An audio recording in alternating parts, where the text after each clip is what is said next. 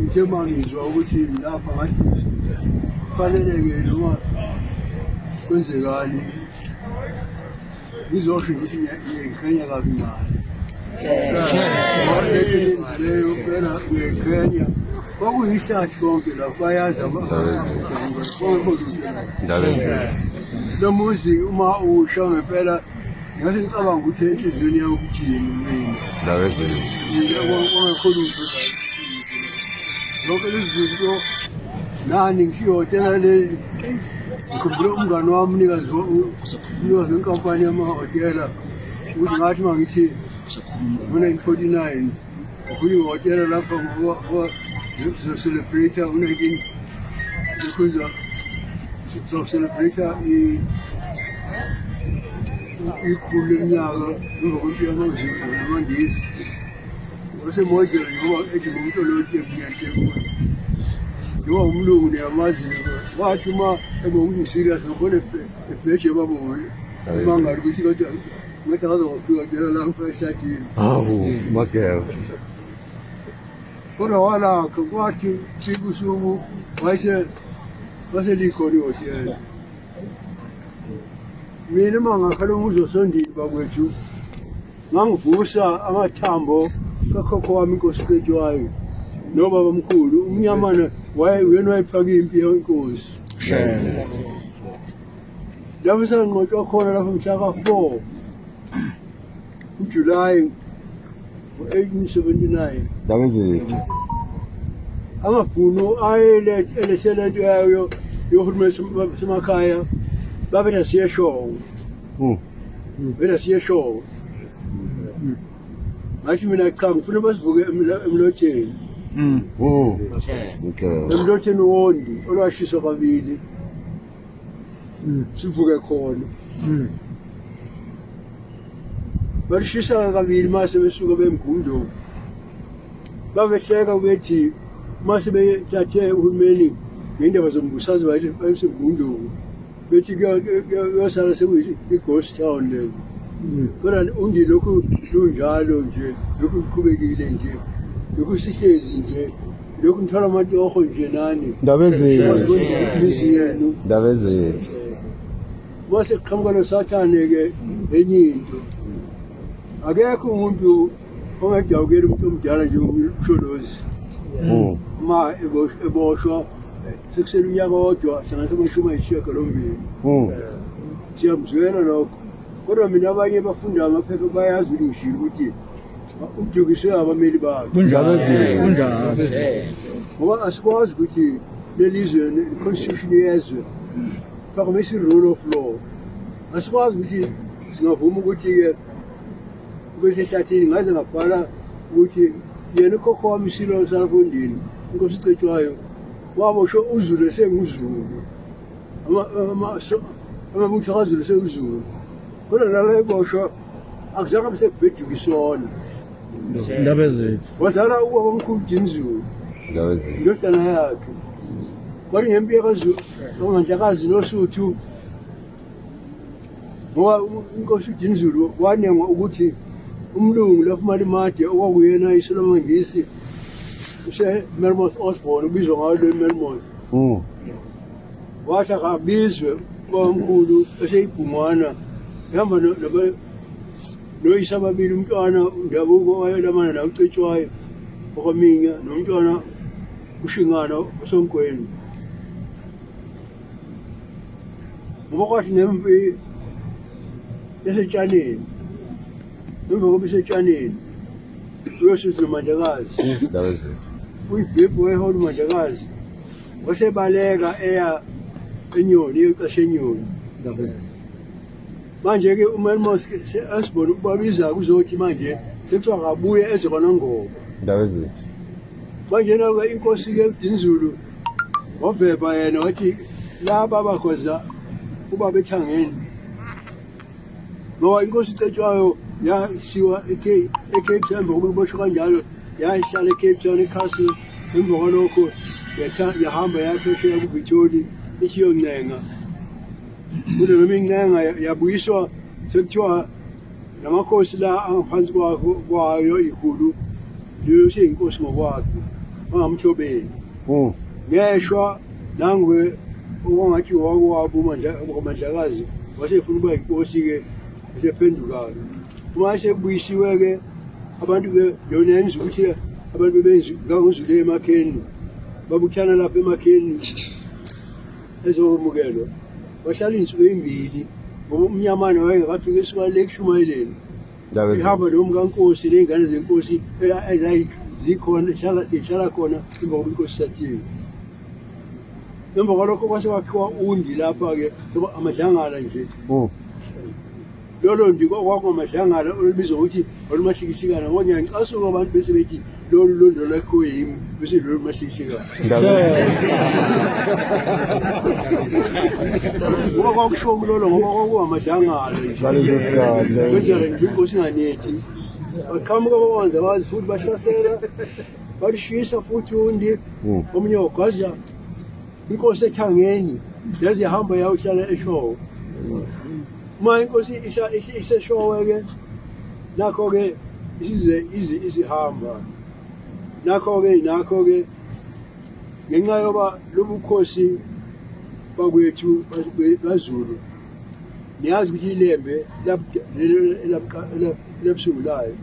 abafoko bahlangana bayibulala emva kwalokho niyazi ukuthi inkosi idingana baba khona lapha eMgunjo khona lapha eduze niyazi emva kwalokho ukhokho wethu nanti iziza khona lapho endini umpande ngoba wangabaganiwe inkosi uShaka wayengaganiwe isigodlo sikhona phela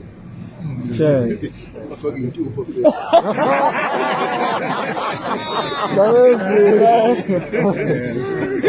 yena-ke emva kwalokho-ke kodwa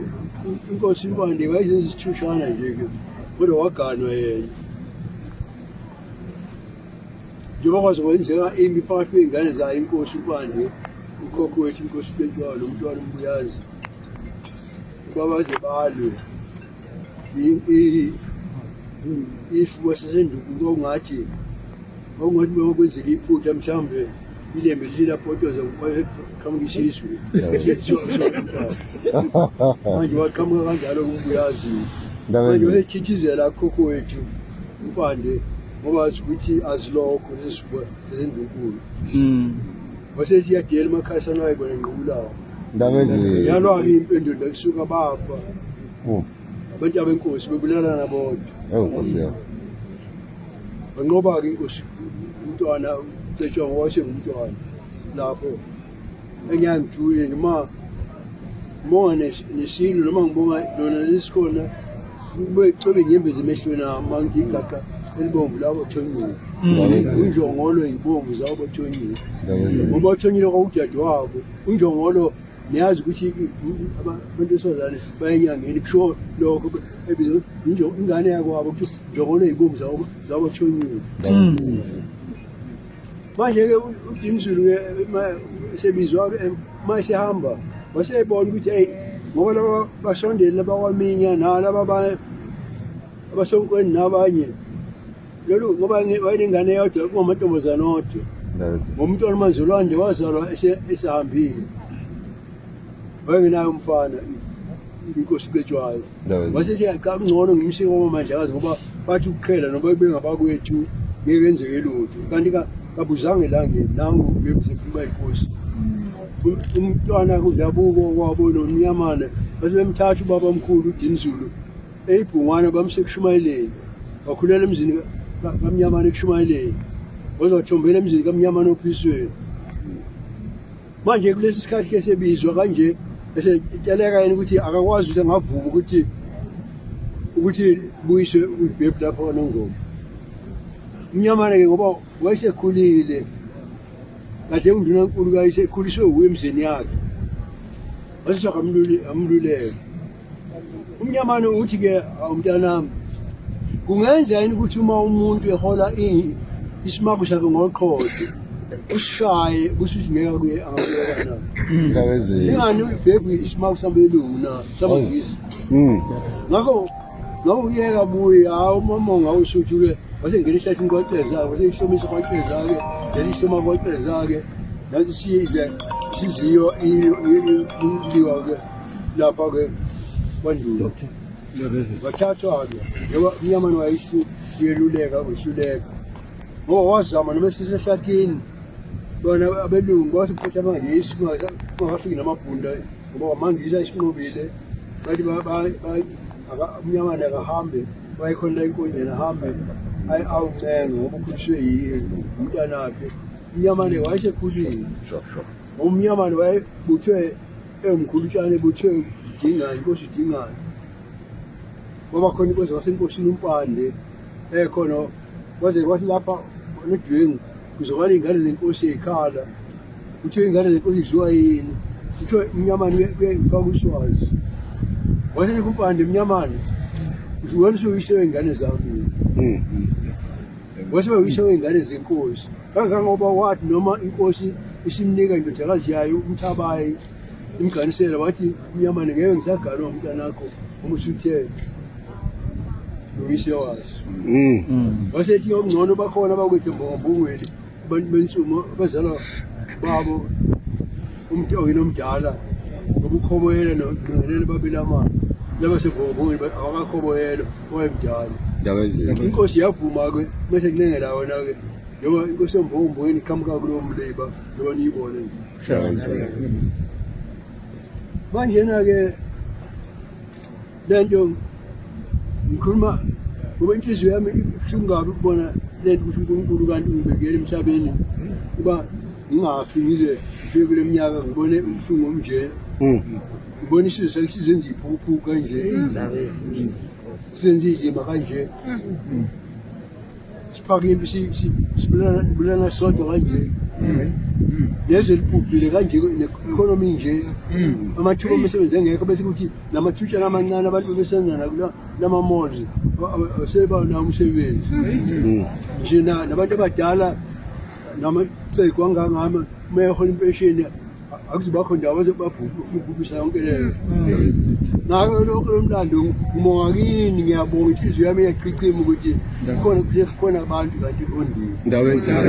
ngoba ngiyakuvumi lokho owenziwayo ilaba benza lokhu umsholozi ngiyamkhalela kodwa umsholozi ngithe mina nalapho ngibhala ngathi udukiswa abameli bakhe abamlulekanga kahle ngempela ngoba ngesikhathi eba umongameli wafunga wathi lapho i-constitution manje ngayisimanga ukuba ube nguye manje ophula umthetho bese abantu bazokufa kodwa onke la makhosi njengoba ngisho ukuthi nobaba omkhulu uDinizulu emva kwalokho wathathwa-ke wesiwa esenteni esiqhingini lapho abalume bami amabili inkosi Solomon kaDinizulu kaDlamashasha nomntwana uMshini umelamayo bazala khona ugogo kodwa bazalayo wasezala umama magugu ekubuyeni kwakhe lapho at the turn of the century osuthu manje ngiyabuka kabi ukuthi izwe selingaze lisheke pho ukuthi ngoba onke la makhosi aboshwa kodwa azange bese kuchithe igazi ushaya izwe lishe noma kubuhlungu boshwa komsholozi ukudukiswa abameli bakhe umsholozi kodwa siyamkhalela ngokusekhulile akasiyo into ungabe sayijela